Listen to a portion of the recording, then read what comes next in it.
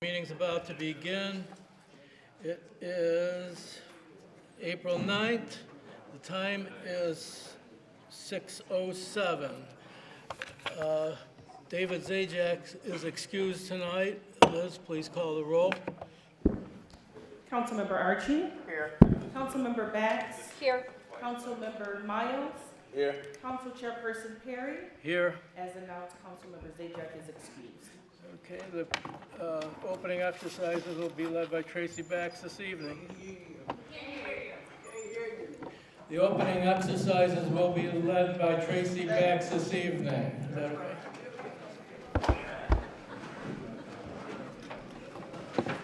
O God, the Father of us all, we humbly beseech thee, in thy wisdom and knowledge, to guide and direct the deliberations of this council along the path of truth, justice, and righteousness, so that what it decides for the welfare of our citizens may also redound to thy greater honor and glory. Amen. Amen.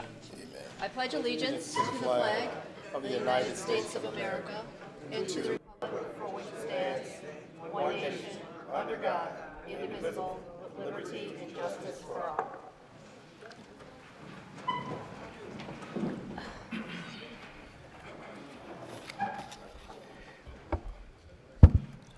How's that, okay? Okay, we're good, right? All right. Okay, we're going to start the evening off with a couple of proclamations. The first one being a proclamation for education and day of sharing, or sharing day. And I will read this off from the Mayor of the City of Niagara Falls.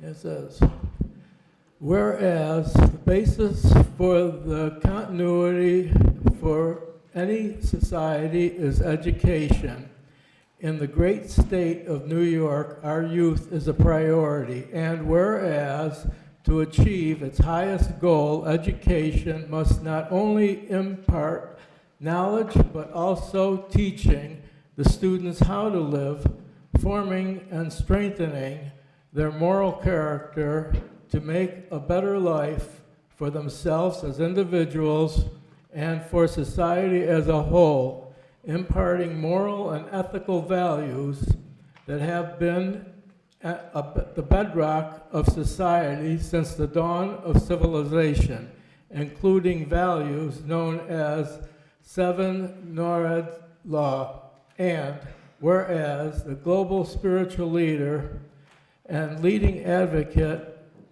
for advancement of education, the Rabbi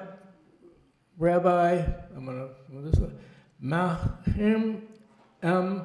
Shassam, did I get that right? Okay, close enough. Stress that a moral and ethical education empowers every individual to develop their full potential in making the world a better place, and whereas such an education can nurture the unity of diverse peoples through encouraging increased acts of goodness and kindness, imbued with awareness that even a single positive act of an individual can change the world and usher in an era of global peace.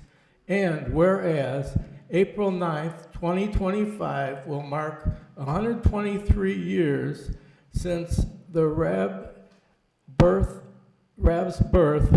and this year's, that's too close, and this year's marked the 75th anniversary of his leadership of the Shabab Lubavitch. Chad is the acronym of three Hebrew words: wisdom, understanding, and knowledge. I know I killed that, I'm sorry.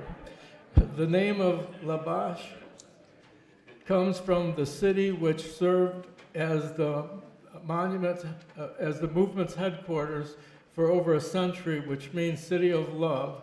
And whereas the education and sharing is observed each year and Rab's birthday and recognized as outstanding and lasting contributions toward the improvement of education, morality, and acts of charity around the world. A day to pause and reflect our responsibility to ensure our youth have the foundation necessary to lead lives rich in purpose and fulfillment through survive and good works.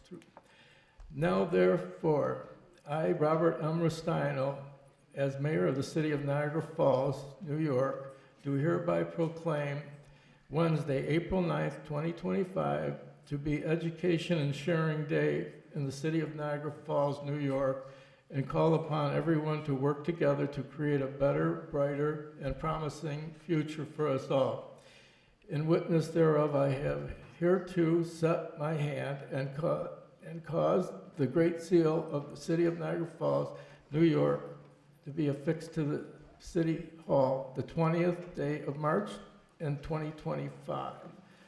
And Rabbi, you want to get your picture taken up here? We'll go get our picture.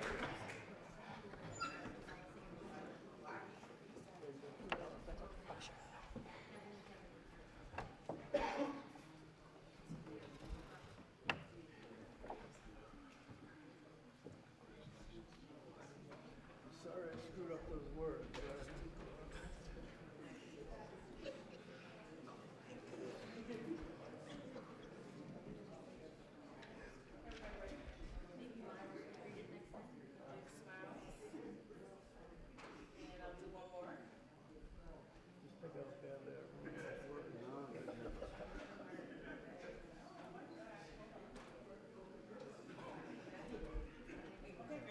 Again, I apologize.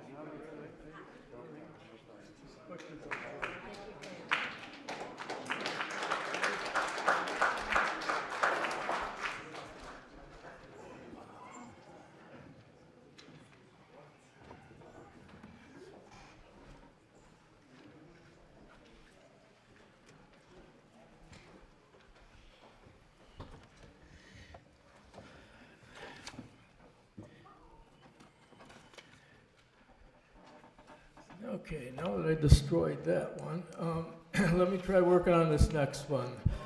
Proclamation of Earth Day resolution prioritizing earth-friendly food.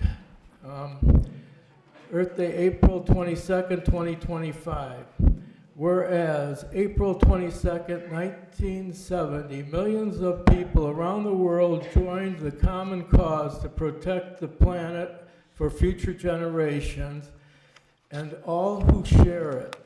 And whereas food production is responsible for 1/3 of global emissions, with meat and dairy farming the leading source of agricultural emissions. And whereas even if other sectors, including energy, transportation, and building, were carbon neutral by 2050, it is necessarily the current U.S. food system would take us past 1.5 degrees Celsius in warming by 2025. And whereas Eat Lancet reports calls for widespread multi-sector, multi-level actions, including the substantial shift toward healthy, earth-friendly dietary patterns, and whereas the Intergovernmental Panel on Climate Change has recognized dietary shifts toward plant-based foods as a key action to reduce greenhouse gas emissions, and whereas Chatham House report determines that a global shift toward plant-based foods could draw down more than 25% of emissions by 2050. And whereas an individual swap from conventional meals to product-based meals for just one day is equivalent of driving 41 fewer miles, sparing over 400 square feet of land, and saving at least 250 gallons of water. And whereas the city acknowledges meat and dairy represents 13 to 20% of most municipal emissions, drive deforestation, species losses, and habitat loss, and the city is committed to fighting biodiversity losses, and whereas by 2050, 80% of the food will be consumed in cities, creating a vital role for cities to build on the past 50 years of progress. And the city is committed to meeting its climate targets across the sector. And whereas earth-friendly plant-forward foods present diverse options for a multicultural population and a global majority of people are lactose intolerant, including the substantial population of Americans. Now, therefore, I, Robert M. Restaino, as mayor of the city of Niagara Falls, New York, do hereby proclaim April 22nd, 2025, Earth Day, and endorse efforts to promote and prioritize plant-based and plant-forward earth-friendly foods and encourage restaurants, events, vendors, schools, and other food producers to celebrate Earth Day with plant-based and culturally diverse plant-based foods, including healthy beans, legumes, and other vegetables, given under my hand the seal of the city of Niagara Falls, New York, this 22nd day of April 2025, signed the Honorable Robert M. Restaino, Mayor. Okay. Those presentations are now complete. So let us move on to our public speakers this evening. And we will speak on the agenda items first under our new rules for speakers. And Liz, would you make the announcement, please? Good evening, everybody. Couple of housekeeping things. So I will call you by name, of course. If I am missing some information, I will ask for you to provide the information before you begin speaking. Please remember that each person is able to speak on, I believe it is up to 3 items per the new regulation.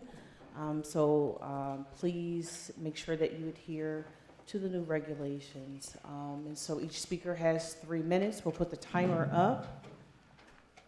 And I ask that each person please be respectful of the speakers that are at the podium. Keep in mind that you would want someone to be respectful of you. So, with that being said, our first speaker is Lawrence Blaber, 38th Street, agenda items 1, 3, and 5.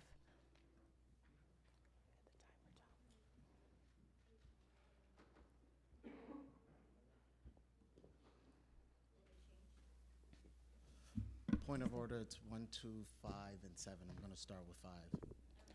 Are you not going to speak on 5? No, I'm going to start with 5, but it's 1, 2, and 7. 1, 2, 5, 7 that I'm going to speak on. That's what I believe you see there, right? You placed 4 items. Yeah, numbers 1, 2, 5, 7. You can speak on 3. Oh, okay. All right, well, I'll speak on 2, 5, and 7, and I'll start with 5. Thank you, sir. Okay.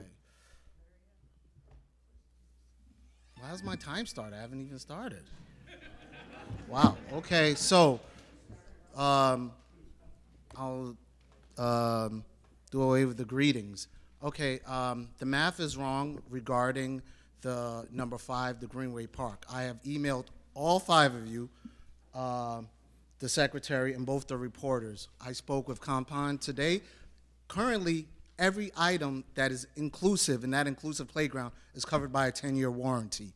And the cost for the disc swing is $1,600, not $4,200. Now, I do not wish to impugn the competency or the character, nor bring into disrepute that of the controller and the financial team that put up those numbers. However, their methodology and how they came up with those numbers must be questioned, as well as their compliance process to make sure that they're not spending extra money purchasing items that are already covered on warranty. Now, according to the city charter, you guys here have the right to investigate everybody up until the mayor. So I'm requesting an investigation. I don't need any C-SPAN thing drawn out, but the comptroller and the financial team that put together those numbers do need to sit down with you and justify their process, and at the very least, provide your written report, which you should provide to us as the public as to why those numbers were wrong. And also, you can't decide how you want to do this investigation. You can make it narrow to just Hyde Park, open it up to all of the parks, or open it up to the whole agenda. You're still allowed to vote on 5, but I just find it completely wrong to vote on something where the numbers are incorrect, and I have proof that the numbers are incorrect. That's that. Number 7, you're buying another computer system. I did not see anything in there stating a goal, a milestone, or benchmarks. We just had a fight a couple of weeks ago about Granicus claiming it did this and it did that, but we have no certified goals. If we had a goal, then nobody could come back when it's time to renew as to whether it's done its job or not.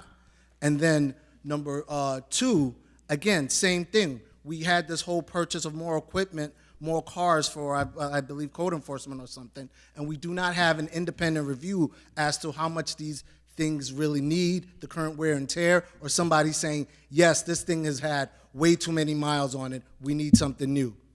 All I'm calling for is transparency and consistency, and you guys fulfilling your fiduciary obligation in how you spend this money. Thank you. Thank you.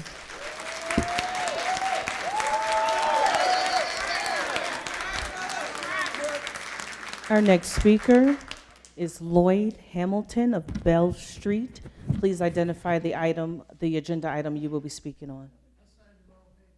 Okay. So you want to speak on for the good of the community?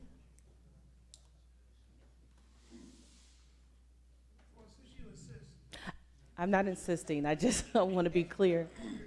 So what agenda item will you speak on?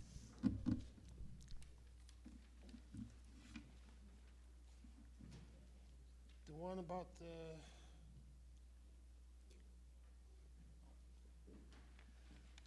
sorry about wasting time. I'm not gonna speak. I had something I wanted to speak about, but it's not on the agenda. Okay, so what we'll do is I'll put you on for the good of the community portion, okay? Okay, that's not at this time. I'll call you, okay? Thank you. Our next speaker is Tanya Barone of Niagara Falls, agenda item number 5.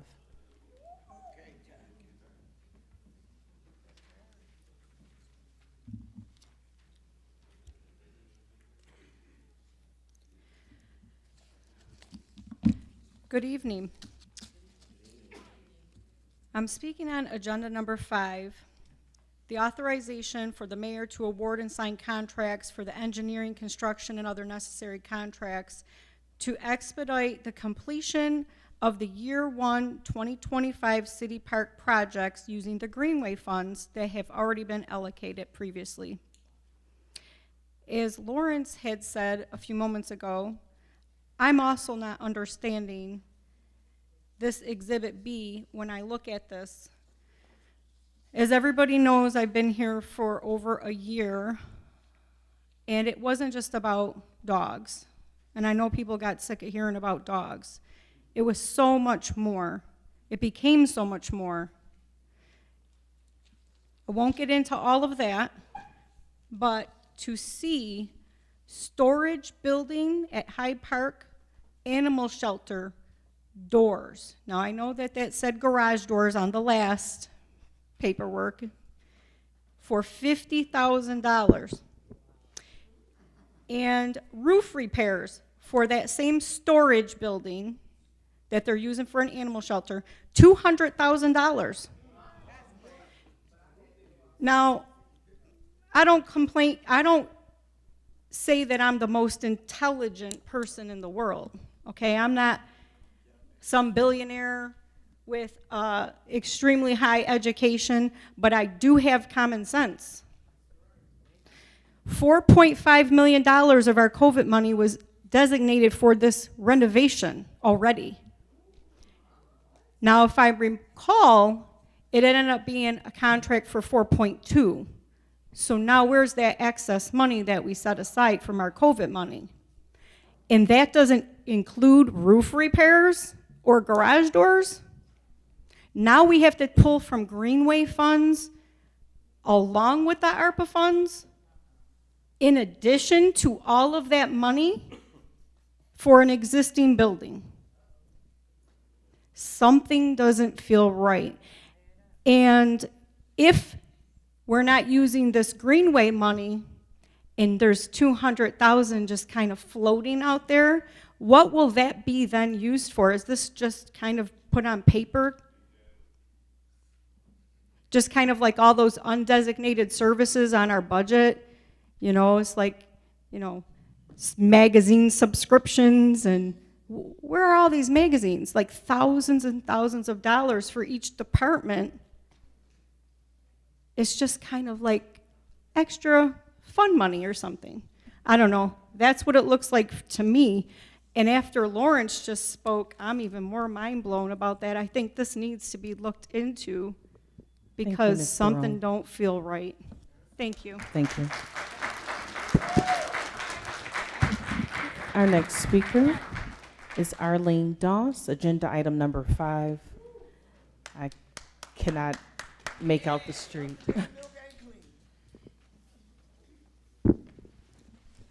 Good evening. I don't need to address you, but item number 5 is all about. They've already spoke on it. So I've come before you many times and never cursed, not one time at anybody.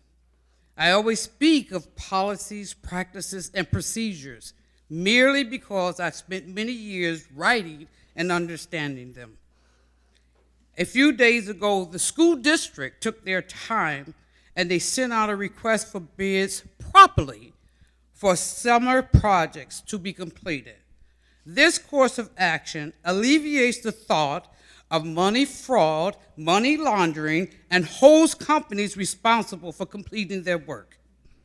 This very request takes me back to the over $800,000 presumably lost that was allocated for the Beach Avenue Park.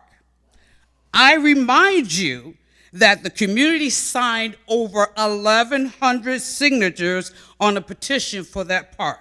We received letters of support from many churches, nonprofit organizations, teachers, the school superintendent, and 3 of our city council members.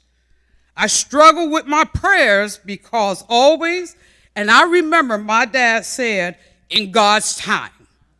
I recall telling the city council that this city was a dark place.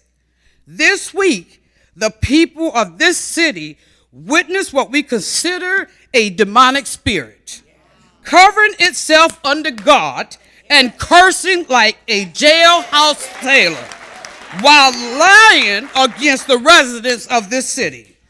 What I witnessed was a demonstration that spoke to those who would be sitting at the table to speak on behalf of our communities. I want to apologize to all the citizens of the city of Niagara Falls and pray you don't hold that attitude against the African American people accountable for such behavior, because that is not us. Further, I ask that the council start using proper policies and procedures when allocating taxpayers' dollars and not approve Agenda 5 this night. Ms. Geraldine, I have to thank you for raising a steadfast young man in our community that will not suffer himself for nickels and dimes. Thank you.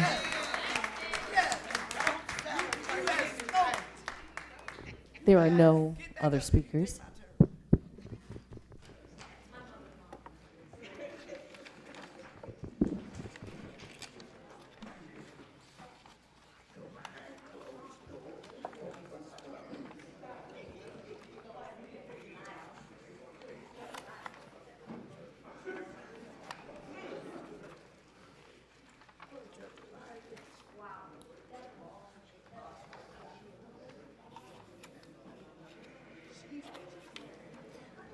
Okay, so we'll move, that's it. All right. Yes, there are no other speakers. We can move forward. We have nothing on items number 5 and 6 on the agenda. Well, let's see, we have any community, we don't have any administrative updates, correct? That is correct. No Okay. administrative Any update. community announcements from anybody?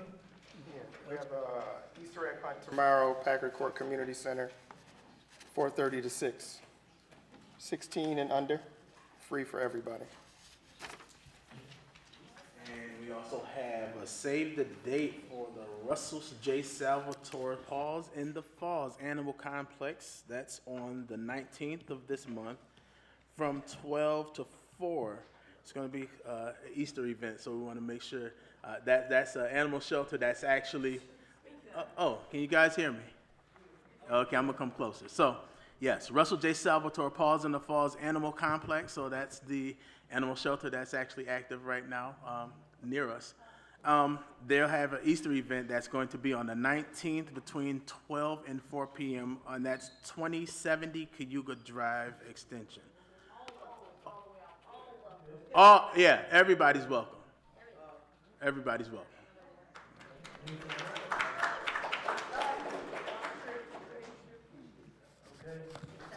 All right. We have nothing on items 5 and 6, agenda items 5 and 6. So let's move on to legislative items.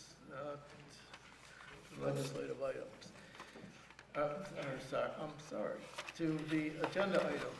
Could I get a motion to accept the legislative item, the agenda as proposed? We've had the agenda since Friday night with a couple changes here and there, but could I get a motion to accept the agenda as proposed? I'll make a motion. Can I get a second? Second. Okay, Liz, call the roll, please. Councilmember Archie. Yes. Councilmember Bax. Yes. Councilmember Miles. Yes. Council Chairperson Perry. Yes. 4 yeas. 4 yeas, the motion is carried. Okay. Let me just catch up here. Okay, now, we have nothing from the clerk's office, nothing. They're from not the- on an agenda. They're not on a legislative item as of yet. They just adopted the agenda. Okay.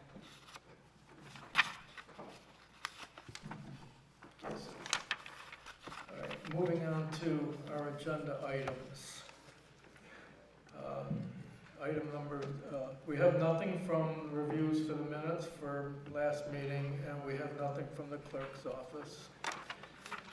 So we'll move on to the agenda items for legislative item number 1. Could I have a motion for legislative item number 1, please? Yes, for item number 1, I move the council vote to approve and authorize the mayor to enter into an agreement with PJ Niagara Falls Boulevard Auto, Inc. for the purchase of 2 new equipment trailers for the Department of Public Works and authorize the mayor to execute an agreement with said vendor as more fully outlined in the mayor's recommendation memo dated April 2nd, 2025. Could I have a second, please? I'll second. Motion made by Tracy Beck, second by Brian Archie. Okay, do we have any information requests? Okay, any opposition? Okay, Liz, please call the roll. Councilmember Archie. Yes. Councilmember Bax. Yes. Councilmember Miles. For item number 1, 2, and 3, for the most part, we all know how these city streets look anyway, as far as the potholes and all of the craziness. I think we've been over, I don't know how many years, been at that podium fighting to try to get better streets. So I'm definitely going to be supporting all of these. I actually did my due diligence as well. As far as the rollers, the trailers, these are things that are needed, even when it comes down to some certain patchwork. Do we need to actually really restructure our whole street? Absolutely. We need to dig deeper. We need to do what we need to do to make them better. But for the equipment that's needed, this is something that we really do need, so I vote yes. And Council Chairperson Perry?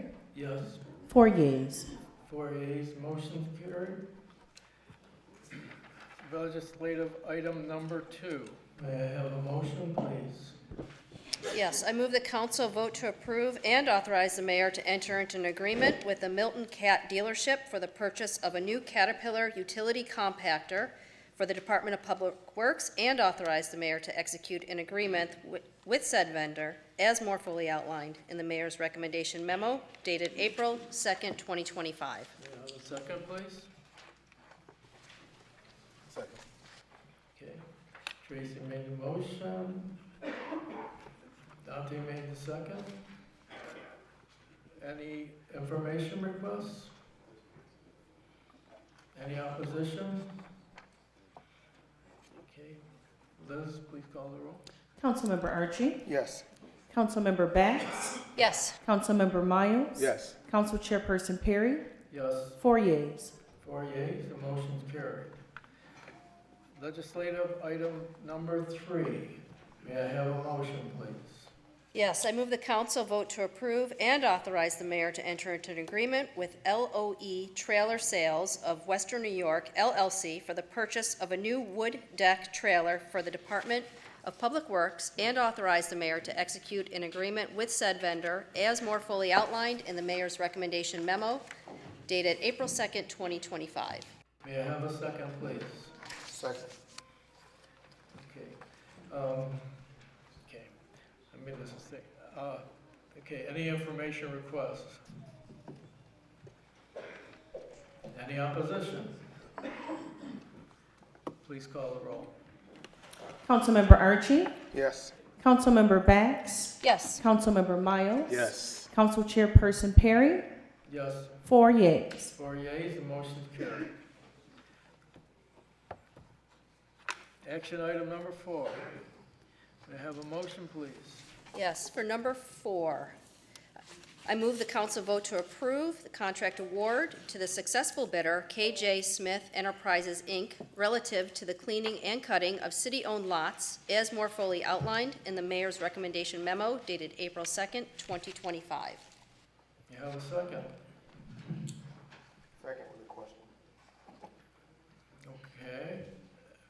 Information requests. So this is in addition to what Clean Street, the Zoom team and everything is supposed to be doing? The contract. So there's a contract in addition to what the Zoom team is supposed to be doing? You hear me? So the primary task of this vendor is going to be to cut the lawns of city properties, which is primarily, when you think about it, it's all the foreclosed properties that are the biggest problem because there's no one living there. And if it's not cut by, by the city, it just gets out of control. So that will be his primary task. Clean Teams is more focused on private property owners, whether it's owner occupied or whether it's a landlord-tenant situation.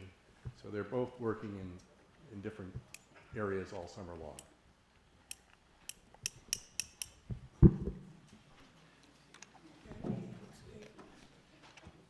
Anything else? Okay, any opposition? Okay, Liz? Councilmember Archie? Yes. Councilmember Bax? Yes. Councilmember Miles? Yes. Council Chairperson Perry? Yes. 4 yeas. 4 yeas, motion's carried. Action item number 5. May I have a motion, please? Yes, I move the council vote to approve and authorize the mayor to award and sign engineering, construction, and other contracts necessary to expedite the completion of the Year 1, 2025 City Park project components for which Greenway funds have already been allocated, as more fully outlined in the mayor's recommendation memo dated March 20th, 2025. May I have a second?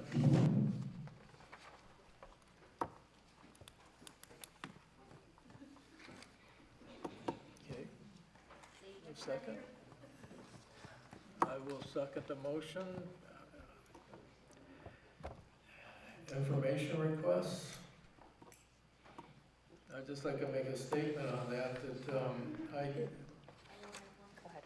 there was a question about warranties, I believe, on this one, and I did check warranties because that was brought up before, and there were no warranties issued on any equipment, so I don't know where the information came up about warranties, but I specifically asked about that, and there were no warranties that anybody in the administration is aware of, so.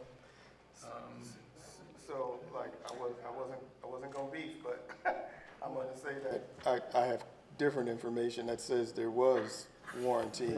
That was 5 years, and that the issue was something around vandalism or something, so like, I'm not sure exactly what. That might be it. Yeah, but I'm saying, if you're saying that's conflicting. And so the other part of that is, while the dog piece has been rectified with letters to the Greenway, I guess I'm gonna still say, how do we fix this other piece? I don't want to get minutia on every little thing that's on here, but if there is an overbid, what do we need to do to go back to make sure that it's rectified so that we can just be whole and move past it? I think what you're Park referring, equipment in general for the. are you referring to the reference, the one remaining reference to the animal shelter on Exhibit B of the item? No, for me, that's rectified with the letters. The letters to the Greenway Commission took care of that. I'm not concerned about that. I think it's more with the park equipment. The park equipment now. And the statements about the bids and or the cost that we're estimating for these other pieces for the ADA that were or were not under warranty, as we're currently listening to. So let me break down your questions. Yes, go ahead. I'll start with bids. In terms of bids, there's still going to be bids. These still have to be publicly bidded. So that process will occur. No bids have been taken yet, but they will be going out. And once they come in, they're going to be processed the same way as any other bid for a public improvement, where there's construction work. So it'll be engineering, it'll be purchasing, there'll be a team that looks over the bids, and we're still governed by General Municipal Law, Section 103, which requires the city to award the bid to the lowest competent bidder. So that rule still governs us. It doesn't change our process at all.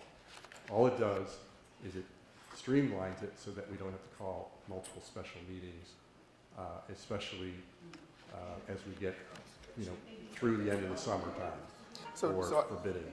So I get that. So then the figures here, if we're saying bids, so these figures are then estimates? So You understand what I'm saying? they are estimates. I mean, in order to go for any, whether it's ARPA money or whether it's a Greenway funding, in this case it was Greenway funding, to go after that money and to commit it to the city, we had to do a projection of what we thought the cost would be. And so this is, so the numbers are estimated. And you'll also notice too that when you look at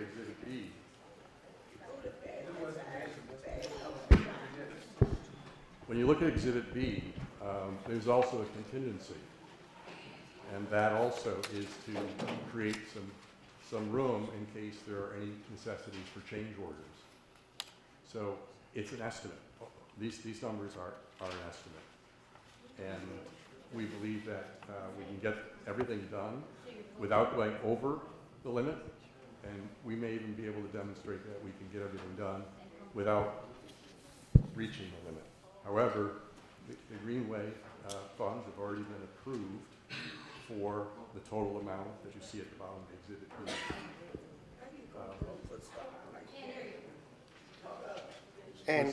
So what's the track on the spending then? We're getting to the controller to come in and say, Well, we there's no- spent, there's been no- once it's done, I'm talking about once it's done, once it's all said and done, to know like what the overage or underspend was, and then where does that go? All that information will be available because, first of all, we'll have contracts. You know, the bids will result in contracts, and those will be for a certain price. So there's going to be multiple contractors doing work. Each one will have their own separate contract with the city. That'll be provided to the controller's office, who oversees payments to the contractor with the involvement of the engineering department, because progress payments are made as the work is done. And so we have engineers in the field to verify that X amount of work has been completed, and so this contractor is entitled to an installment payment, so to speak, towards the total. And those installment payments occur until the contractor finishes the job completely, and we accept it. And so at the end of that project, there will be a strong financial record of all the money that was spent on each contractor for each part of the project that they worked on.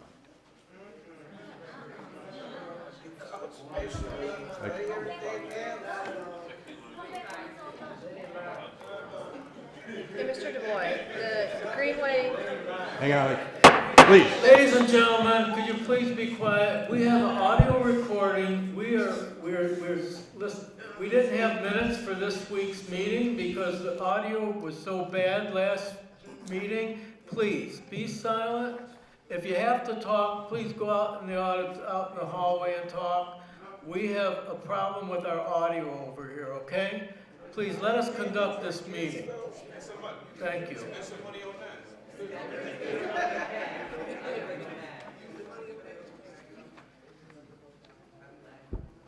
I'm sorry, I didn't catch the question. Exhibit B, the breakdown of the costs and how the money will be spent meets the guidelines and criteria for which we can spend this money on with the Greenway committee and organization, correct?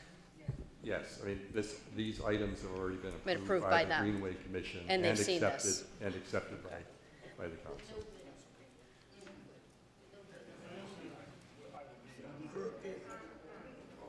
This is really intended as a reminder, and I apologize. I do see that on Exhibit B. On Exhibit B, on the column that's labeled project description, there is still a mistaken reference to the animal shelter, and that was my mistake. I had thought that I had removed all the references. The reference, quiet please. I had removed the mistaken reference in project description 2 column, and you can see that for Hyde Park project description 2, the storage building no longer has a reference to the animal shelter. But on the left, the column to the left, there's a reference to the storage building doors, and animal shelter appears in parentheses. That's a mistake, it shouldn't be there.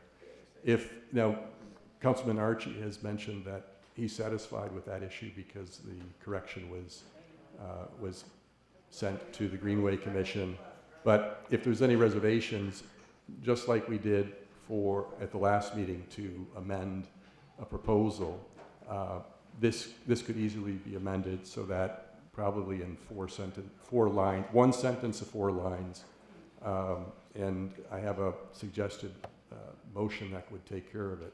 And if someone wants to make this motion, I can hand up the copy to read. But what would take care of it is the following motion.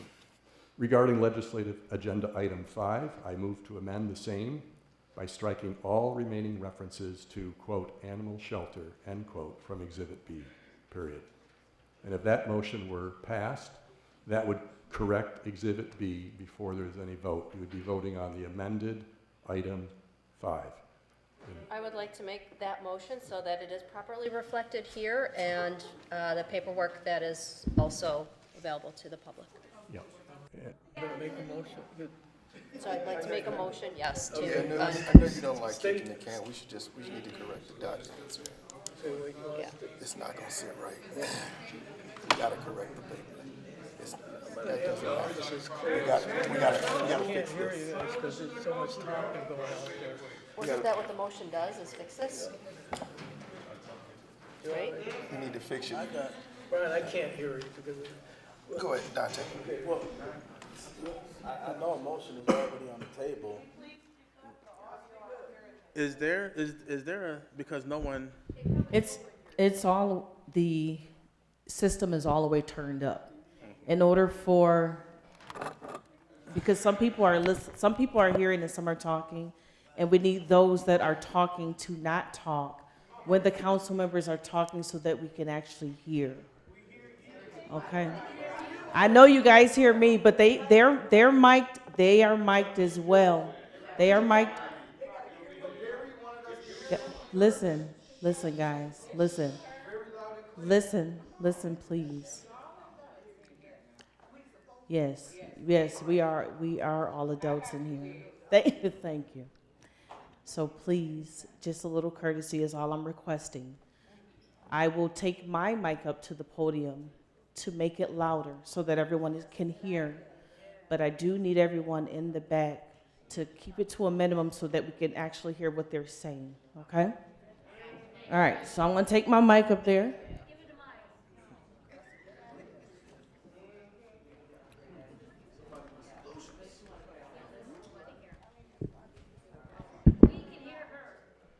I'd like to make a mo.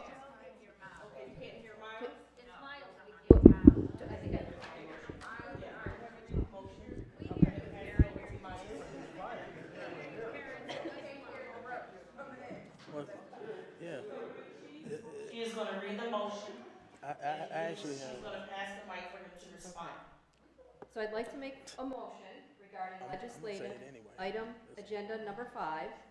I move to amend the same by striking all remaining references to animal shelter from Exhibit B, and that's it.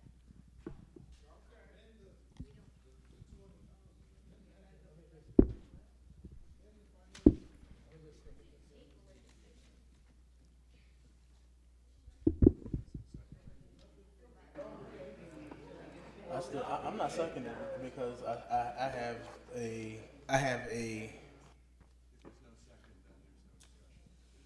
If it's no second, we can just continue moving forward, right? With the same, with item number 5, right? We're at a point where the chairman's going to ask, is there a second? Okay, go ahead. What happens, nothing else is.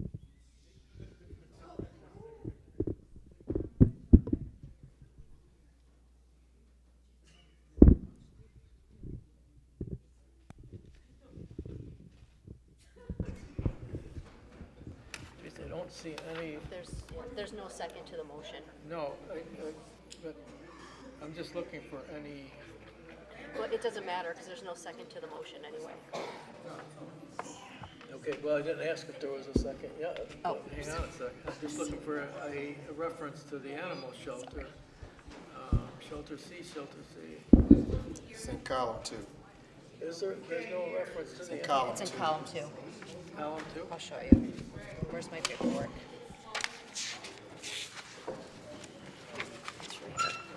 Let's see it. Oh.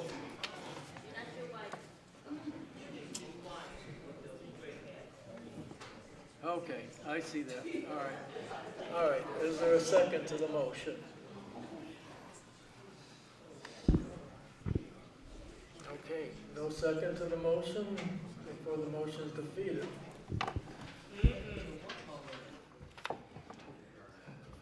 So going back to the original motion for item number 5. It's opposition, right?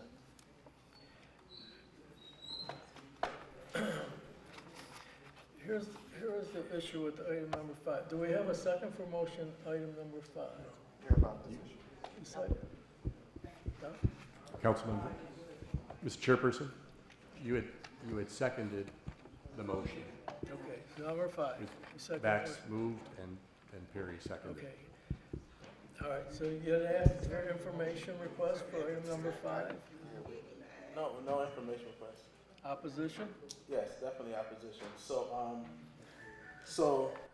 at the beginning, well, towards the end of last year, we had what we call this wish list for buildings in our DPW, and it was listed for $4.5 million in the wish list, and there was also another wish list that had the Beach Avenue Park as well.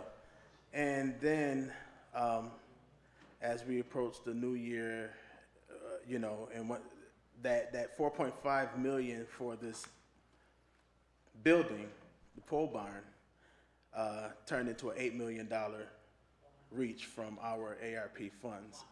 So, with that being the case, even though it's $200,000, it's not 4.5 or it's not $8 million. Why wasn't this placed in that pot of money that that 8 million that we actually, so even if we scratch off the dog shelter, you know, it's too little transparency when I'm looking at this. I mean, because all it's going to show is a storage building, but that could be anything.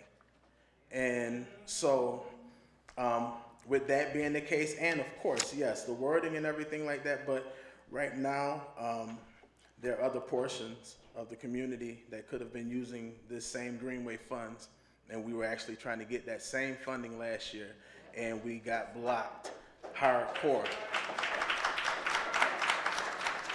And we as a municipality, through the same Greenway, the same type of funding, the city was supposedly supporting that same park in Beach Avenue, and now I see not an ounce of money going towards that space. So before we start, and then we start putting the cart before the horse. I don't agree with this whole idea of let's, you know, because none of us in here are contractors, so none of us can really say exactly how much something is going to cost. So, with that being the case, you know, I think it makes more sense for those, and let's exhaust everything, because right now I feel like we're just trying to spend all of every piece of Greenway fund that we could spend on whatever, you know, the absent mayor decides to spend it on. And right now, that, to me, with that being the case, I can't see how that even works as a body. We're supposed to be fiscally responsible up here. We're supposed to govern and manage how we spend these funds and where these funds go, and it's not equitable. So, so that's my disdain towards this whole thing, and that's my opposition.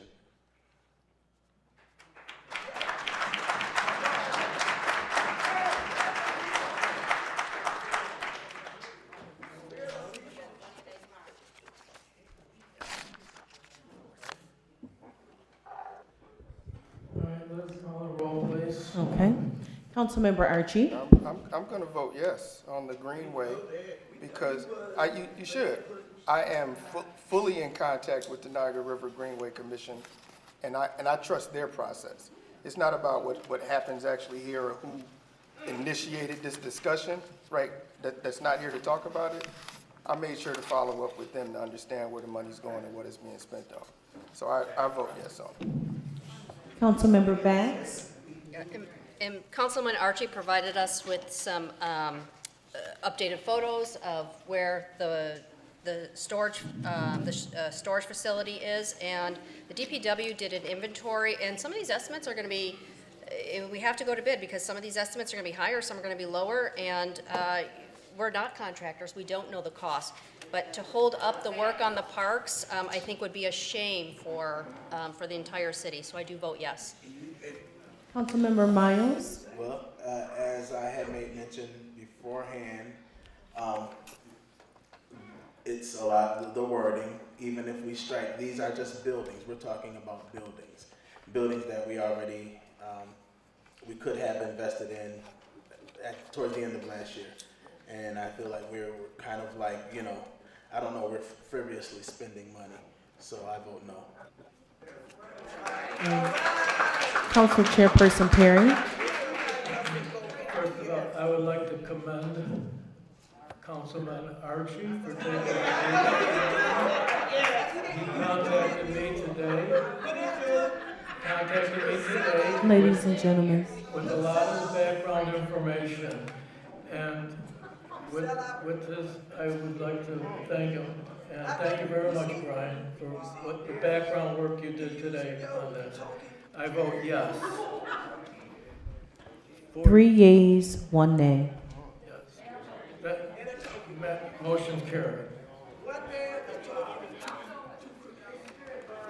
Item number 6. May I have a motion, please? Item number 6, I move the council vote to approve contract award. Ladies and gentlemen. Ladies and gentlemen.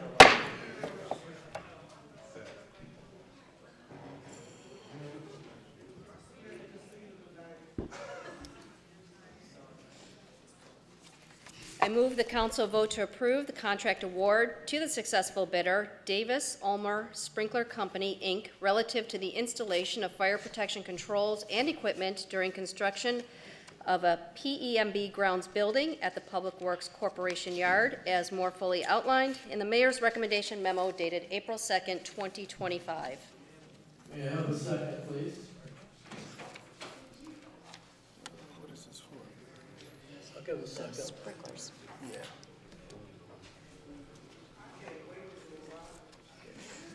Any information requests?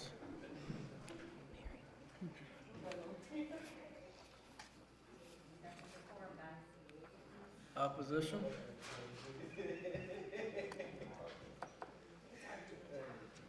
Okay, let's call the roll. Councilmember Archie. Yes. Councilmember Bax. Yes. Councilmember Miles. Yes. Council Chairperson Perry. Yes, 4 yeas. 4 yeas, motion's carried. Action item number 7. May I have a motion, please? Yes, item number 7, I vote the council move to approve acceptance of a 2024-25 cybersecurity grant from the New York State Division of Homeland Security and Emergency Services, and approve and authorize the mayor to enter into an agreement with Shy International Corporation to purchase a software license for MIS, the cost of which is eligible for full reimbursement by the above reference grant as more fully outlined in the mayor's recommendation memo dated April 2nd, 2025. May I have a second? Second with a question. Go ahead, bro. Wasn't there monies for this extended last year? Is this the contract? Is this from last year? You talked about a system towards the end of the year. No, you're thinking of the Tyler Technology contract, which is a multi-million-dollar contract for to replace the AS400. Yeah. So, that's a huge project, but that does not include this purchase of software, which is recommended by the Department of Homeland Security to the city. And just to call attention to it, this is not a computer system. It's software, and that explains the low price of it, $6,350.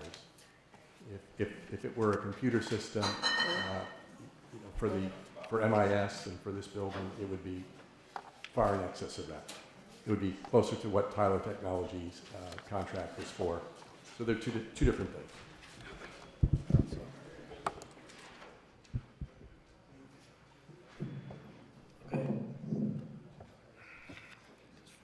Is this, Mr. DuBois, is this for like a multi-factor authentication process? That's how I'm reading this. That's what this is, right?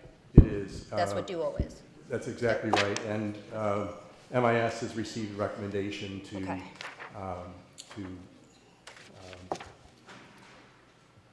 Use that system, multi-factor authentication, throughout the city. But what you're looking at here is the first phase of that project, and the priority is on the VPN network. Okay. So that is the first step, and this piece of software is critical to starting the project. So you're going to see other items after tonight, which will, I'm sure, stay within line of the cybersecurity grant. So, you know, it starts out at $50,000. It hasn't been touched yet. If this item is approved, the $6,350 will be drawn from it, and I'm sure that there will be additional projects that MIS brings to the council.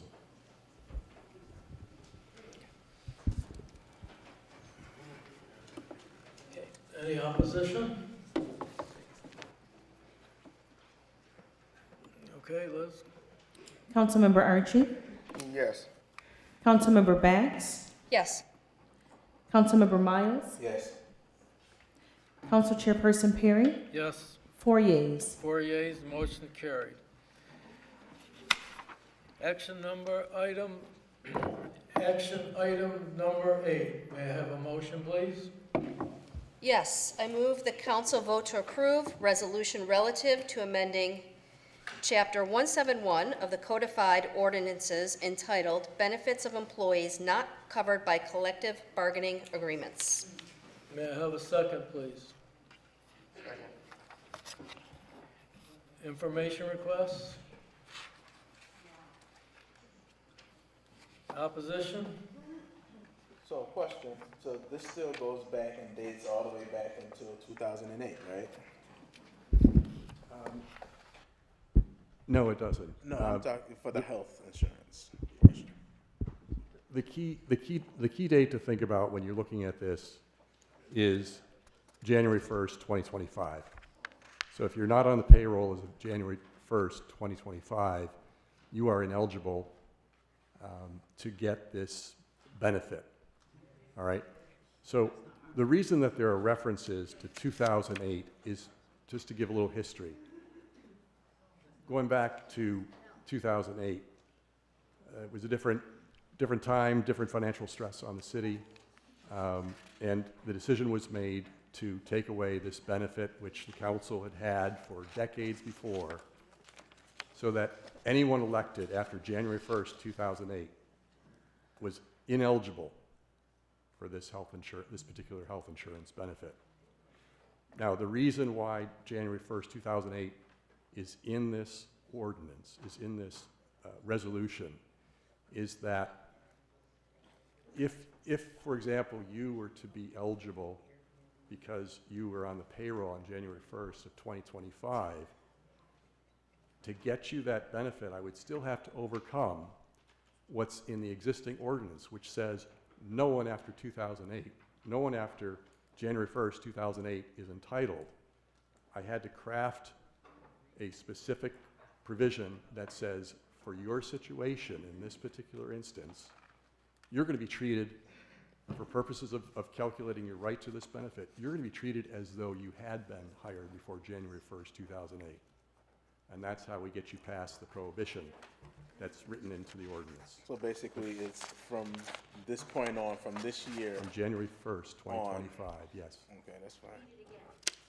So, I just for clarity, to pass this today says that from January 1st, 2025, anyone from here on out, so this is just for the future, future employees at this present time and on. This doesn't date back anytime beyond this year. Yeah, I mean, if I was an employee on December 31st, 2024, and that was my last day, I would not be able to make use of this benefit. The key date is being on the payroll as of January 1st, 2025. So it's prospective for people who are on that payroll. And if the ordinance needs to be tweaked or amended in the future, because a future council might say, well, why don't we go back further? You'd be able to do that. But for right now, the key is it's only for those who are on the payroll January 1st, 2025. So you just confirm what I just said, though, right? I just want to make sure. I think we're on the same page. Okay.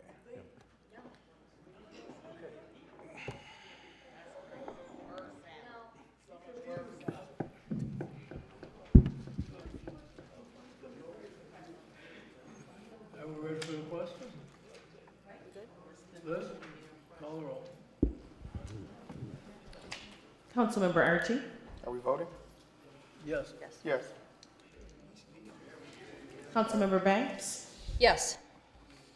Councilmember Miles? On the grounds that it means that it starts from the first of this year and on, which I'm believing that's what the attorney had said, then I'll vote yes for that.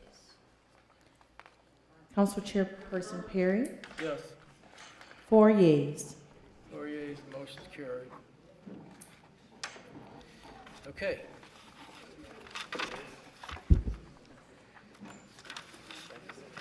Moving on to public speakers.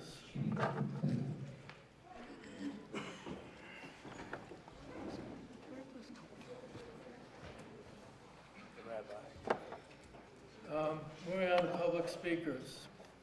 I will once again remind everybody that please be sure to read the revised rules for public speakers and the agenda items. Identify yourself when you come up and speak, and the subject topic you're speaking on, please. Okay, with that, Liz, would you please call the first speaker?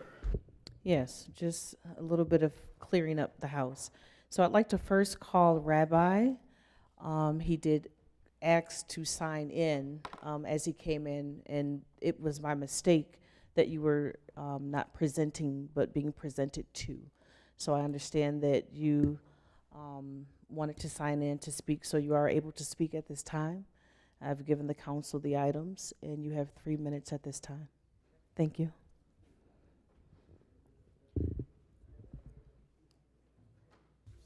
Thank you, Chairman Perry and honorable council members. I'd like to start with an act of kindness by putting a coin in this charity box. May we all be blessed.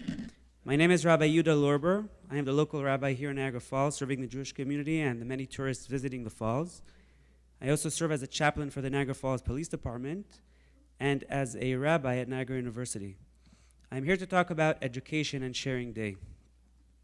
Today marks the 123rd birthday of the Lubavitcher Rebbe, Rabbi Menachem Mendel Schneerson, the most influential Jewish leader in modern time. Millions of people in the U.S. and around the world mark and celebrate this day as Education and Sharing Day. Us too here in the great city of Niagara Falls mark and celebrate this national holiday as Education and Sharing Day in Niagara Falls. I welcome the honorable council members to join and sign the proclamation as well.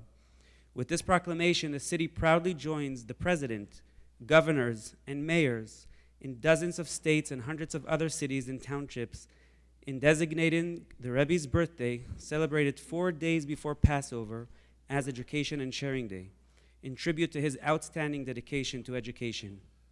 The Rebbe teaches that education in general should not be limited to the acquisition of knowledge and preparation for a career, but instead, the educational system must pay attention, indeed the main attention, to the building of character with emphasis on moral and ethical values. The Rebbe emphasizes that every individual, and in fact every individual's action, has an impact on the entire universe. He instilled the hope for a brighter future into the lives of countless people across the globe. Education and Sharing Day is a time to pause and recognize our responsibility to ensure that our young people have the foundations necessary to lead lives rich in purpose and fulfillment. I would like to present the ARC project. Right here, the little ARC.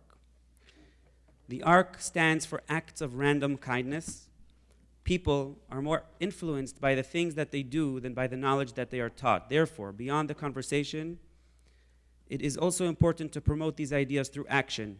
The Rebbe launched a global charity campaign, not a fundraiser for a specific cause or a call for philanthropists to write out big checks, but a grassroots campaign to train all of us to become givers. The idea is simple. Set aside a box in your home or in your office as a charity box and start off the day with giving a small amount to charity. Children should have their own charity boxes and should be encouraged to give charity every day.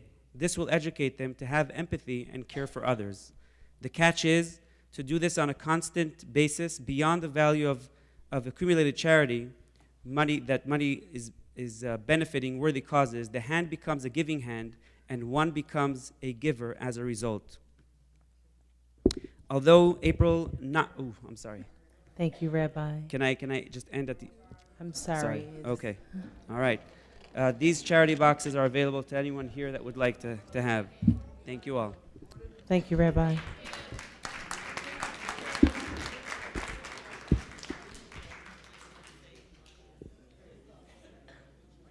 All right, ladies and gentlemen. Excuse me, everyone. I'd like to go ahead and call the speakers. When you come to the podium, if I'm missing any information, again, I will ask of you. And remember that we all have 3 minutes apiece. So our first speaker, our second speaker, excuse me, is Lawrence Blaber, 38th Street. The topic is Read to Succeed.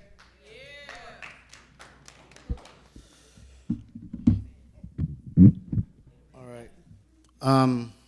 Evening again. The city, I don't know if anybody knows, our reading scores for our third graders are rather low, worse than the county. But in order to fix that, we're working towards it with a little bit of help from me and a lot of help from my wife. We've brought Read to Succeed to Niagara Falls. This is a program that works with AARP and looks for volunteers over the age of 50. So any grandmas, we definitely would love you. They will train you in the new ways to teach kids how to read. It's called the science of reading. And then they will set you loose in the schools. Well, we're working with the school district to send the parents, the grandparents in, or those over 50, the volunteers, into Bond and Calfas. And you'll be working with these kids, teaching them how to read. We need volunteers. Read to Succeed gets volunteers a lot of times from all over because they partner with AARP.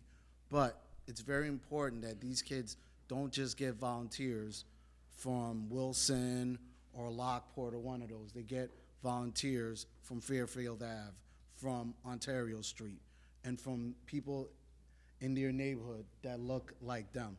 So if you're interested in signing up, I have the QR code with me on my phone. I didn't get a chance to print it out. And you can talk to me after this. Thank you. Thank you. Our next speaker is Ella Moore. Ella? Ella, when you approach the podium, please state where you're from and what your topic of discussion will be. My name is Ella Moore. I'm from the terrible, raggedy city of Niagara Falls, which I used to love so much. What I would like to speak about, first of all, y'all taking our time because y'all don't want us to speak. 3 minutes ain't enough time to speak for nothing that's going on in this city. First of all, our kids in the city is terrible. The city is terrible. It's beyond terrible. We have the most poor politicians, not you, Dante, but we have the most poor politicians that does not care about the city. Y'all don't care about nothing but try to find a dog shelter that failed before. What about our kids? Y'all always look at our kids in negativity, but y'all don't give them nothing to do. Y'all don't try to put nothing in this city to try to help benefit the kids to keep them off the street. But y'all always the first one to down our kids and try to make them look bad in everything that they do. If they had something to do and look forward to in this raggedy, pothole, bumpkin high New York City of Niagara Falls, we wouldn't have to go through all of this. This is sad. It's supposed to be one of the 7 wonders of the world. We have about millions of people come here. For what? It's dusty, dirty, musty, stanky. And how is you building and getting all these bobcats or whatever you do to fix the streets? Because want me to tell you something? They ain't fixed the street anyway, so how is they broke? So how are you investing in something that's not being used? Anyways, period. We got it's terrible. And also, I can't even, something, so much that I got to say and want to say, but I ain't got enough time to say it. And then to think about it, you already had a failed shelter. Y'all gave that girl, Kelly Swego, money in Grand Island, when the money went to Grand Island for some dogs. Now y'all want to sit up the money she resigned for, y'all can use it for a front. I can't hear you, sir. What did you say? Address you to item number 11. You're in violation of the rules for speaking. I cannot hear you. Invest in a mic. I can't hear you. Invest in a mic. Violating violating item number 11. This is my first time speaking. I ain't violating, I'm just speaking the truth. If the truth is violation, Ma'am, you're violating item number 11 okay, I ain't got of the no, rules. okay, what's 11? I'm gonna ask you one I'm just more asking you, what time. is 11? I ain't never, this is my first time Yes. speaking. What's 11? Number 11, if you look at the podium, look down. Okay, what is 11? It's on the Read podium. your rules. Can you read me 11? And Read your rules. Item number 11. Okay, you just trying to take my time. The thing about it is, y'all don't invest in nothing that the community want. Y'all invest in your own personal, private, or whoever getting kickbacks. Ma'am, item number 11. I'm gonna ask No, you to sit no down. something. Shh, no something. Ma'am, Trump, Ma'am. hush. I'm gonna have to ask you to sit Stop down. acting like Trump. Y'all just don't want to hear Ma'am. nobody speak. Whatever.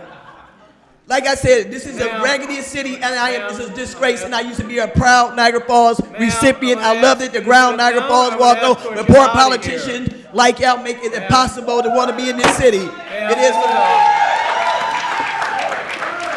And I got 3 more seconds because you took my Officer, time, get her up, ma'am. sir. Here.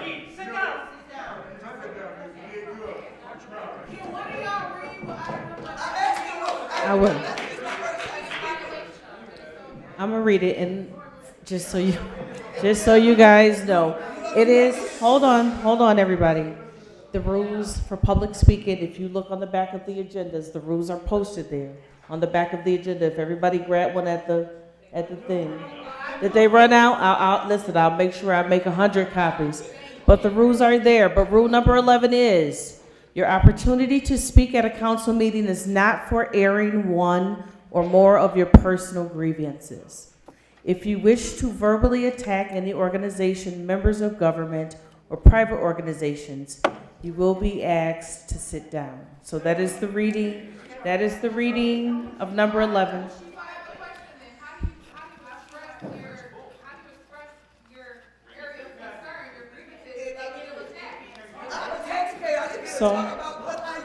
So, hold on. I pay taxes. I should be able to open my mouth and say what I feel.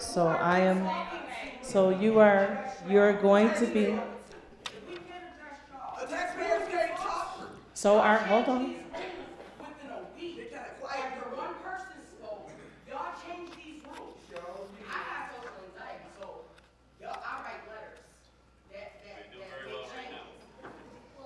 So, hold on. So I'm gonna let, hold on. I'm going to let our council chairperson answer her question, okay? Council chairperson Perry is our council chairperson. But, okay. So ladies and gentlemen, please give him a chance to respond. And I want you guys to also understand that when you come to the podium to speak, the rules and regulations are set forth, but what happens is the council is supposed to listen to the issues that you would like to speak about. When they will not answer here at this particular time, what you need to do is schedule an individual appointment to meet with any one of these council persons that are up there. But hold on. But if that happens to be your experience, go to Councilmember Miles. That's fine. You can go to any council person that's sitting up here on this podium, whether you visit them in person, whether you write them, whether you email them, whether you see them on the street and you need to talk to them. These are the persons that you have elected into office to speak to. So, with that being said, when you come to the podium, please say what you need to say. Be respectful when you say what you need to say. Okay? There is a mic. You don't gotta yell. If you feel a yelling, you understand. But there is a microphone up at the podium so that we can hear you. Okay? I understand. Listen, I'll add another mic, but we do need to move forward in the meeting, okay? All right. So our next person is Derek Hilson, 17th Street. Please identify your topic of concern.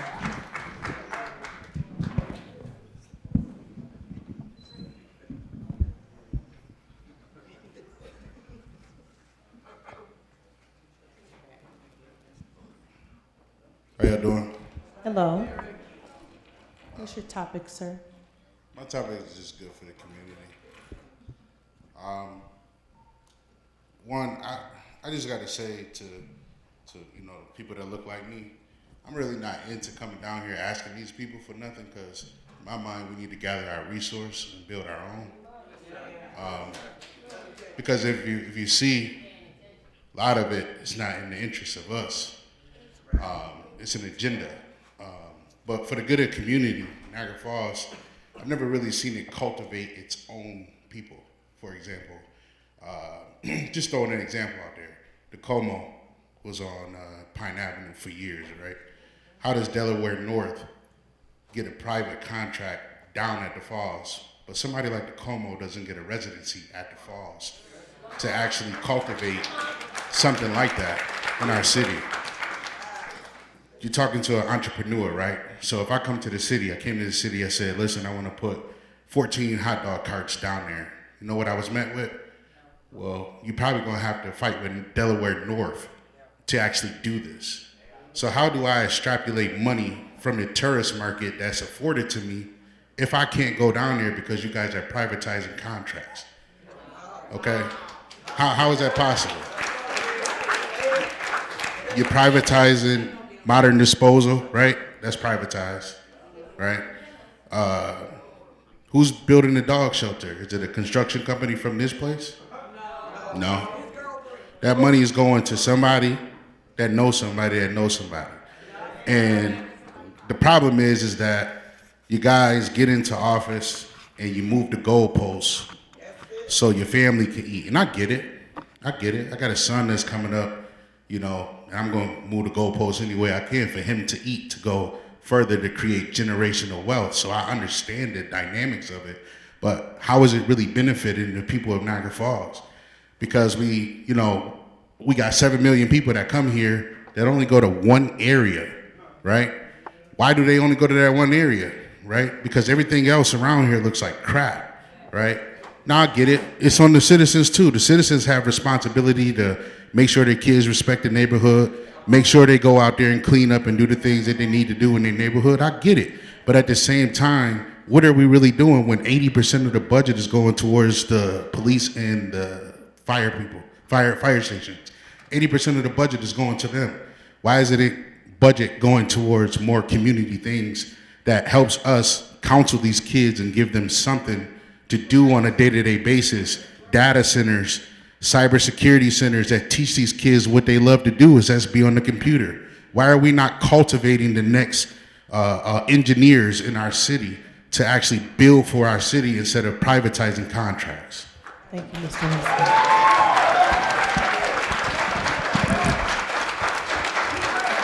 Thank you, sir. Our next speaker is Janine Gallo, Cayuga Drive. And Janine, what's your topic? The agenda.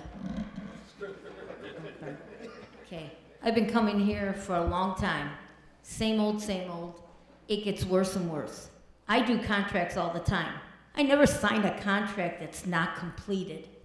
I don't think anybody, and I know everybody up there thinks everybody here is stupid. Okay? And come on. You don't sign and say yes to something that's not completed because they can change it to anything they want.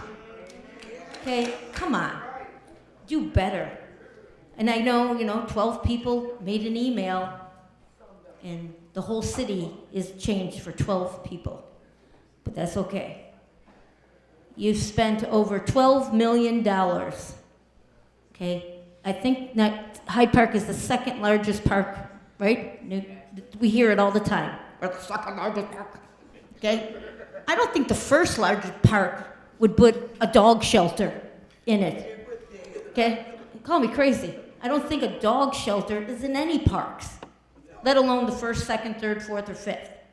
I think, and again, I could be wrong, I'm not a genius attorney or anything, but I think this is the third shelter built in Niagara Falls, okay, by the same company. You're spending this money, you spent $280,000 for architect, nobody's seen it. Nobody still has seen this state-of-the-art park. Dog park, okay? And it's all fine if you build it. Nobody's complaining about it, I guess. Or they don't even, you can't. But you don't even know what it costs to run it. So you're paying all this money to build a building that you don't know what if it would benefit Niagara Falls. It doesn't. The numbers, I do the numbers. I happen to work at one. I don't own it. I don't run it. But I do the numbers. And it does not cost $280,000 to draw a picture that you don't have. Okay? It doesn't cost $13,000 to ask the construction company, can we build that? Cost me nothing. Guess maybe you should have hired me. I would have done it for free. Okay? But again, before you spent the money, it's already voted yes. So it's money that's sitting there, so there's nothing you could do. But I mean, you could always change it. Now that building that you're doing, the storage building, you voted yes to fix it, but you don't even know what you're fixing it for. Okay?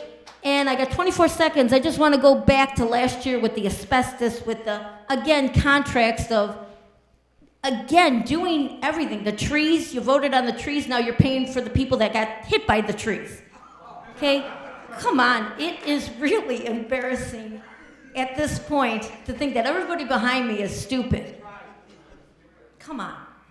Thank you, Tanya. Our next speaker is Tanya Barone of Niagara Falls. Can you tell me your topic, Tanya, once you get to the podium? My topic is the good of the community, which encompasses all of us. So on my way into City Hall today, I noticed 6 officers standing in the front. That is a little bit discouraging for us that come here to speak. It's a little intimidating, and I think it's a waste of taxpayer money. Because as I look around, and no disrespect to our officers, they have a lot more things to do in the city. I see Rob shots every single day. A guy was riding a motorized bike down Pine Avenue when a rifle fell out of his jacket. Now, I'm not saying anything, the gun might have been legal, I don't know, it didn't give a lot of information, but we have a lot of crime in the city. I don't think we have to worry about our residents in this room right here. I feel completely safe because I'm one of them. This isn't about who's running for city council, a candidate. We're people. We live here. We see it. We live it. We've experienced it. And I feel like I'm one of the people that have lost hope. And I'm trying to get up there so I can be one of the people that are using my own thought process in discernment, in investigating the information, in asking questions, because this is your judge and jury right here. This is the consensus in the room, and if they're getting disgruntled, it's for a reason, because our mind is being blown at the lack of information in the votes that are going out, in the money that's just being spent, and we're the ones that are uncovering it. We're the ones that are doing the work. Not saying that it's all of you, but we're putting in the work. I've put in the work over this past year, and I came here for one topic because we don't come here until it starts to affect us personally. And we shouldn't do that. We should be here before there's a problem with ourselves or our family members, because by then it's already been passed through and it's too late to change it. I am so proud of all these people here tonight that came here and showed up. We have to show up because this isn't about candidates. It's about a movement. And what you see tonight is a movement, and I hope it continues to grow because I'm real proud tonight. Real proud.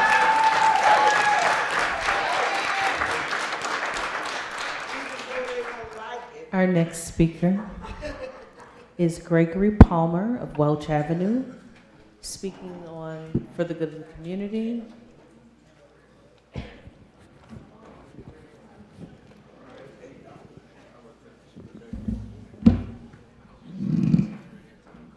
name is Gregory Palmer. I live on Welch Avenue. On my way here today, once again, not wanting to beat a dead horse, the potholes in the streets are terrible. I got pulled over last night because I was dodging potholes like Ali was dodging jabs. I didn't get a ticket because I explained to him that coming off of 18th in Ontario all the way down to Whitney and 18th, the streets are deplorable. It's like riding a bumper car. You know, it's tearing my car up. I'm trying to dodge. I'm on the opposite side of the road. So he pulled me over. He had every right to do that, but he let me go, and I appreciate that, officer. Secondly, the agenda, that community agenda, talking about, oh man, I just had it in my head. It missed me, but it was speaking on, anyways, I'm going to pass on that because I can't remember what I was going to say, but I just want to say they keep patching these potholes. Patchwork, you putting a Band-Aid where a grenade fell at. You know, I hit a pothole the other night, and I'm telling you, I wanted to get out and fight. I wanted to beat the pothole up. It cost me a lot of money to fix my car. I pay more money fixing my car than I do driving my car. I have to put my car in the shop, right? And they give me a diagnostic report. And everything on my car is terrible. That's what I want to talk about, that agenda, that contract. See, because when you sign a contract, if you don't have any specifications as to what you're signing for, at any given moment, that contract can be changed. It can be shifted. They can add and take away. They can say, well, we're doing this, it costs us another $4 million. I don't believe that contract or that thing that you guys just passed should have been passed because you don't have any specifications saying what this contract is for, itemized. We call it itemization. We itemize what you're going to do. We get an estimation. I had an accident. They gave me a quote. They quoted me. And that's what you do with a contract. They quote you, you pay it, and you get it done. We just signed a blank check, once again, for something that we don't know what they're going to do. At the end of the day, I've been coming here for a couple of times, and I've been noticing that there's been things that's been going on where you're signing stuff and you have no information on it. And now down the road, it's going to cost me as a taxpayer. Yes. Right? And then how much I got? 25 seconds on this park situation, Beach Avenue Park. I am terribly upset. We're doing all this work in all these different parks, but we can't get one in our community. It seems like our community is taking a hit, but we're paying the most money. Yes, sir.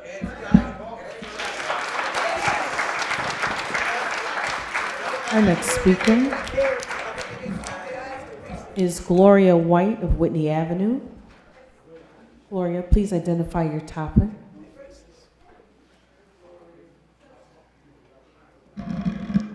Good evening. My name is Gloria White. I'm a city resident. I live on Whitney Avenue. I'm speaking for the good of the community, specifically about city trees. I was very upset recently to get a letter that there would be some tree removal done on my block. I think it's wonderful that you're cutting down dead trees that are a danger. They fall on cars, they fall on houses. I've seen this happen. But I was upset that my 2 trees that are living and budding are scheduled to be cut down. I spent the last week talking to anybody and everybody. The letter I got said, call the city engineer. I did. I talked to the forestry department. I talked to the Department of Public Works. I got sent back to engineering. You know, there was kind of a lot of runaround, but I learned quite a few things. I learned that the Department of Public Works asked the city engineer to let a contract to cut trees down. They are paying the contractor per tree. I'd like to volunteer to skip my 2 trees and go find 2 that are dead and cut them down.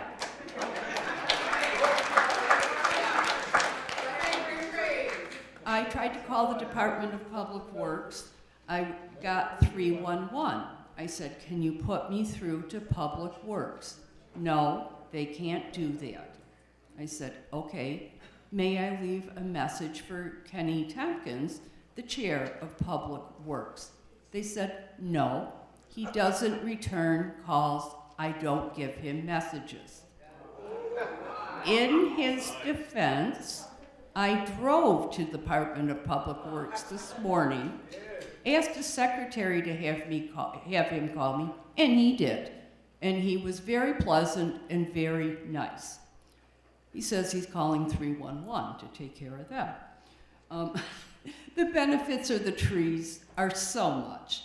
They clean our air, they clean our water, they mitigate climate change, they absorb carbon, they give off oxygen, they regulate the water cycle.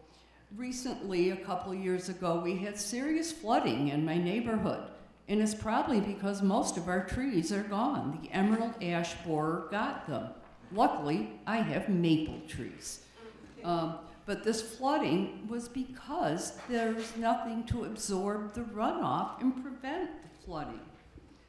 I could go on for some time, but I can't. Thank you. Our next speaker. Our next speaker. Thank you. Our next speaker is Gloria Dawson of Cleveland Avenue. Miss Gloria, could you tell me your topic when you come to the podium?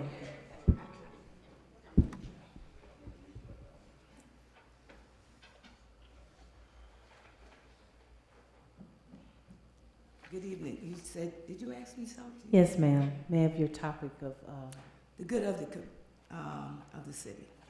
in particular? For the good of the city? Yes, for the good of the community, and what are you specifically speaking on? The city.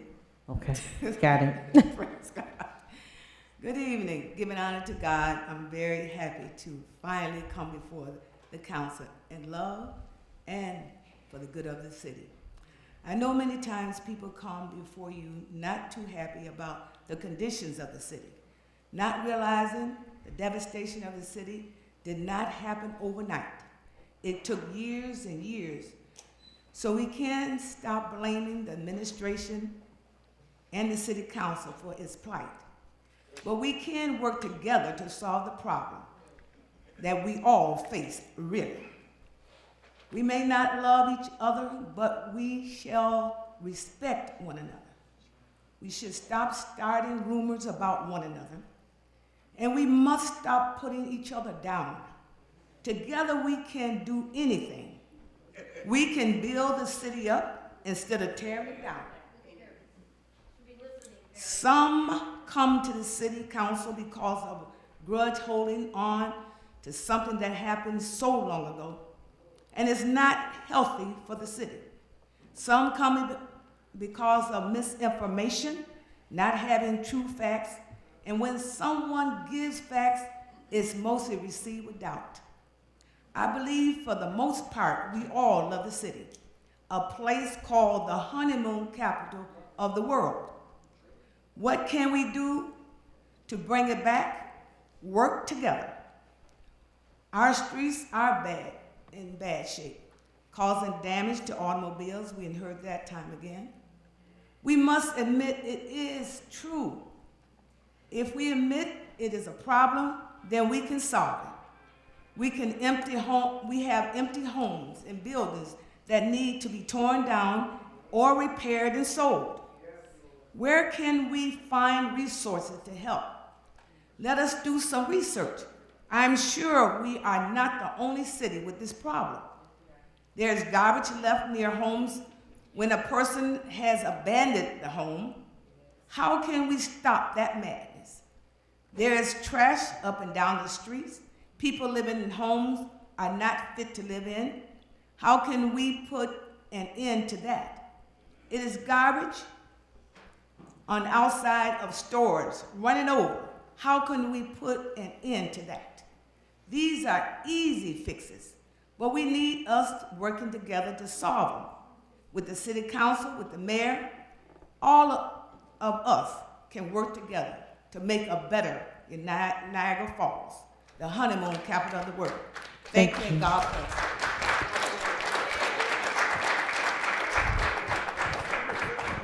Our next speaker, Lloyd Hamilton.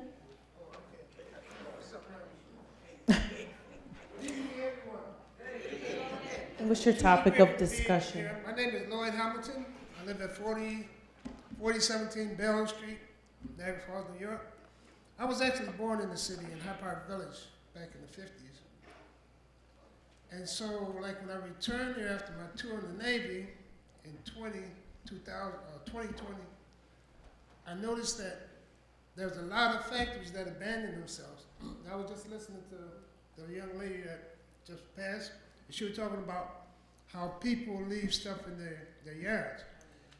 And my concern is that when these companies just abandon, they just leave these factories here, is there any way that the city or the county or the state or the federal government can get these people to come back here and clean up their mess? That will create thousands of jobs. That would improve the city. That would give the youth something to do. Because the way that you fight crime best is to fight poverty. Yes.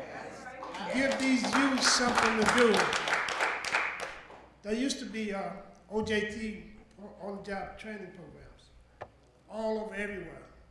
But for some reason, they just stopped.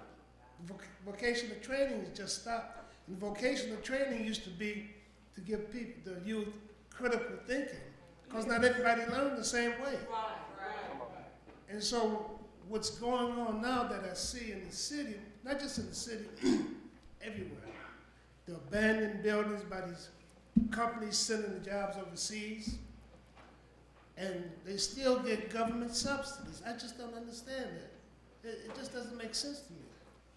And so, like, if I tell my children that you can eat and sleep in the house, but if the house isn't any better because you eat and sleep there, you don't live there. You're just taking up space. And that's what's going on. And I just need for somebody to stand up and get these companies who abandon these buildings, because like right across the street, there's a lot in front of my house.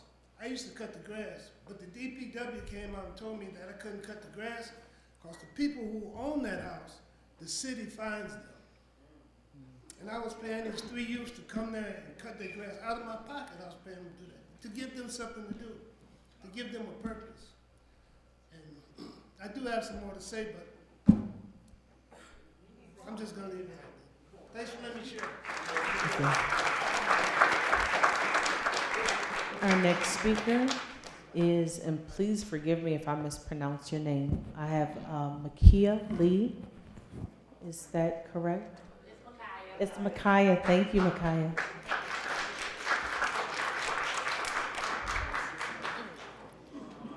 So it's Micaiah Lee of Niagara Falls. Her topic is city support.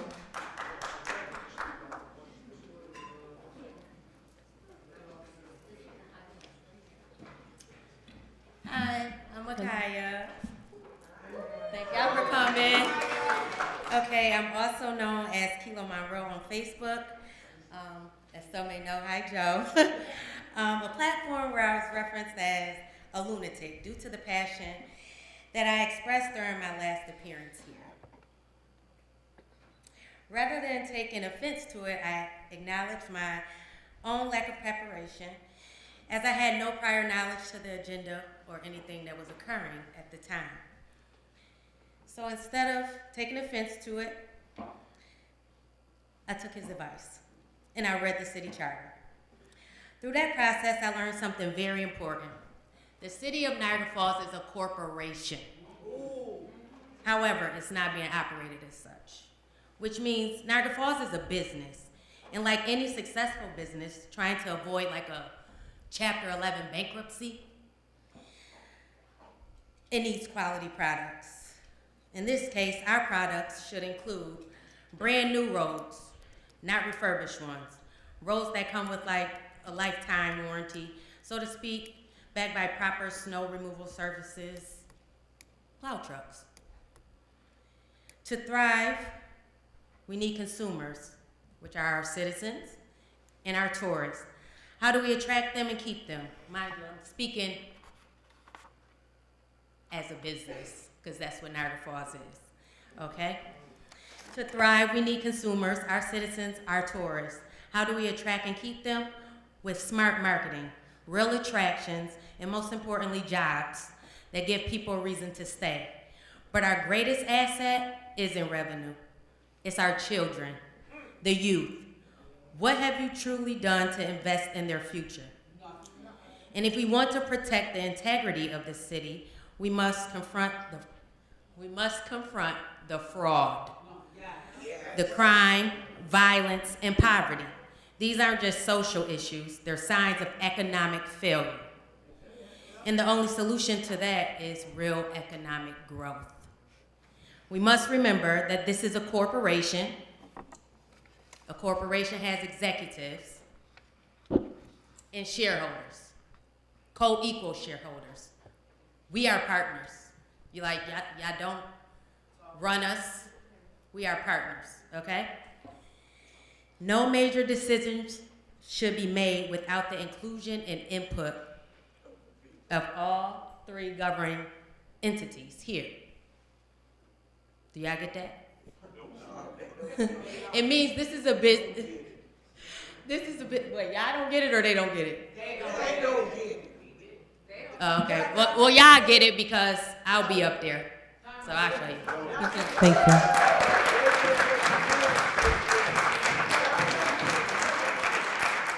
Okay. And our last speaker for the evening. Ladies and gentlemen, thank you. I appreciate y'all. Our last speaker is Donta Miles, concerned citizen of Niagara Falls.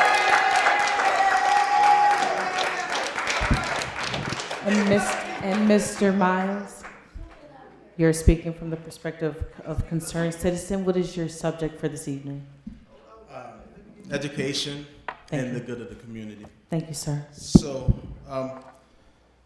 it's been said that the city council has become a circus and it has become disorderly and it has to bring back respect and order to this council chambers.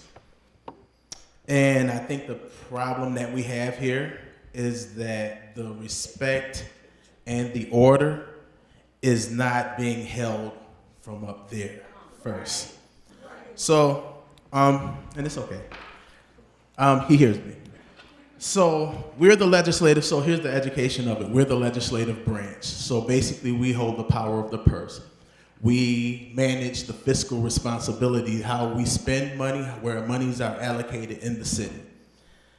But when we speak of lack of respect and lack of order, my question, one of the first questions is being that we manage the finances here, why isn't our city controller here in our meetings? Because they hold the answers to all of the questions as to where our finances are being spent. So who disrespects this body the most? It starts, hold on, stop my time. Could you stop my time, please? Could you, because I'm not violating. If you want, No.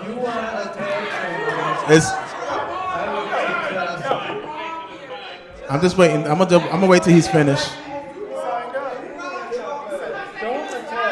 He signed up. What's that? Just go ahead. Yeah. Okay. So here's what happens. Again, I'm definitely gonna get my time back. Okay.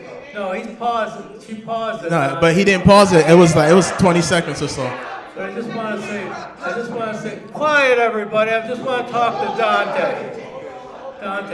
Listen, Dante. I want to suggest something. Would you all please just let me talk to Dante? Would you please? Yes. Dante, if you want to say something like this, why don't you write a guest editorial to the Gazette? This is something that's actually on. Hold on. I got it. This is a space that has been meant for public record. This is the only place where people are allowed to address your local officials. The unfortunate part is half of the body isn't here. So when people come here and speak on these roads that you've been hearing about tonight, the trees that you've been hearing about tonight, our administration doesn't allow the department heads to come like the previous administration used to. So when there was a problem with the issues with the roads, the trees, you were actually able to, instead of us sitting up there like statues, we actually were able to talk to people who actually handle the day-to-day process. That's the difference. So for me, my thing is this, and I'm not speaking as a councilman, I'm speaking as a concerned citizen, as I wrote on the thing. So my thing is this, when you ask that type of question, or when you try to put these limitations, we ask, and you're wondering why people are upset, because they're here, and honestly, they're asking us questions that we don't have any real answers to, right? And that's the My point is, if you wrote a guest editorial to the Gazette, the whole city would hear about it. But guess what? No one is able to respond. There is no level of connection. There is no connectivity when you're talking to people, right? Okay. I got it. Hold on. I got it. Okay, proceed. I'm good. Go ahead. Proceed. So, like I said, Go ahead. when you're talking about the dilapidated buildings, you're talking about code enforcement, when you're talking about community development or the lack of development, because we don't have much of that, these department heads aren't here for the people. So when they're up here and they get upset and you wonder why is it that people are so irate, it's because they don't have answers, but they're still paying tax dollars. Their dollars are still being spent. And then when they come and they're asking, or they see the council or the majority of the council pass something that makes no sense whatsoever, and then don't get an answer, and then everybody mosey there, we're out here once you adjourn and you hit the gavel, that's what makes people upset. So I guess the thing is that before we ask them to respect or bring order, we need to have order up here first. Have the people here that actually need to be here to be able to answer all of the questions that they have. Get the order from the top first.